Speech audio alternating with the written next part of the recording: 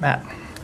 Okay, before we get back into Gaza, which I'm sure we will, can I just get you, do you have an update on the flights out of Lebanon for Americans? I do. So the flights that we launched last week, the U.S. organized flights, continued over the weekend. There was another flight that left today from Beirut to Istanbul.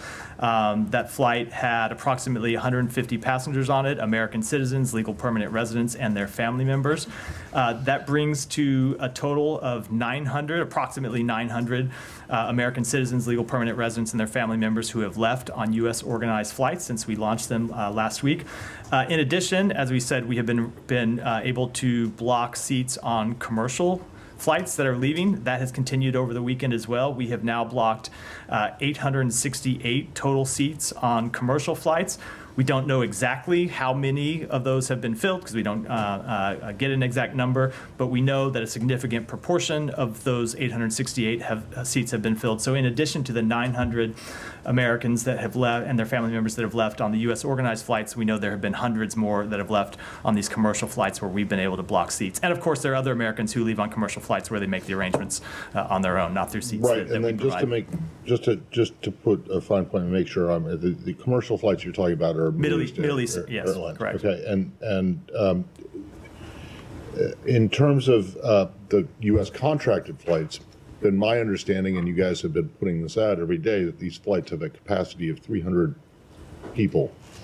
Yeah. And there have been how many? 8?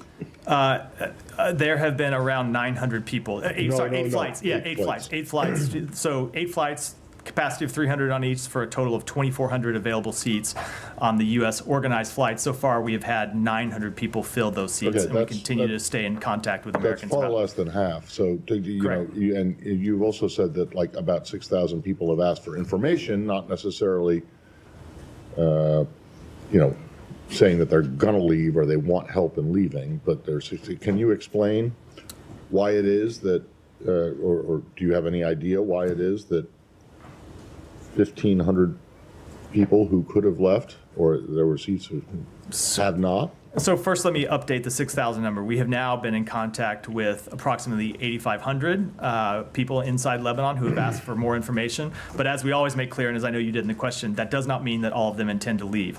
A lot of people are making daily assessments about their situation, and they reach out to us for information. They want to know if they can join a flight, even if they haven't yet decided to join a flight and to leave Lebanon. So look, I think that is ultimately the reason why some of these seats remain unfilled, is because you do have people who are making what are very tough decisions to leave. You have people, in many cases, who have lived in Lebanon for a long time, who have family members, not just immediate family members, but extended family members who they don't want to leave.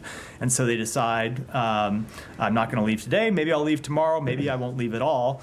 And it is up to them, of course, to make those decisions. We advise them to leave, and we've been making these seats available, and we'll continue to make them available as long as there is demand and as long as the security situation demands it. Okay, so the number who have left and the 150 today, that you think constitutes, and I'm not saying it shouldn't, but I just want to make sure that constitutes demand to you. Even if it's 150 people today on a plane that carries 300 people, that's half full.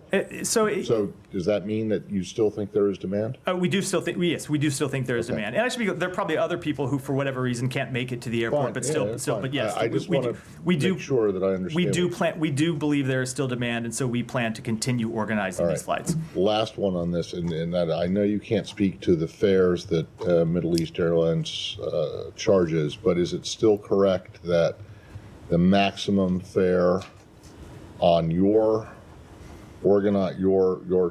contracted flights is $283? It's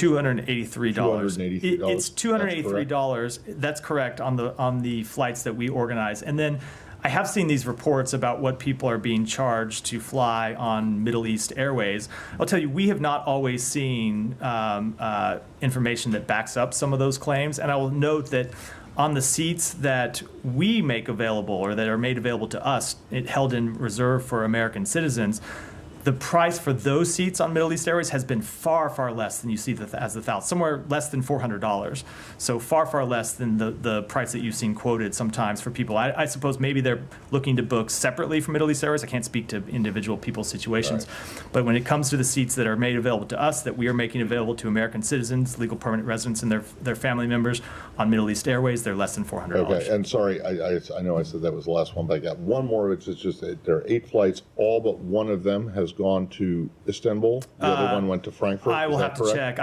They've been to Istanbul and Frankfurt. I know most of them have been to Istanbul. I don't remember if it's 7 and 1 or some other breakdown. Okay.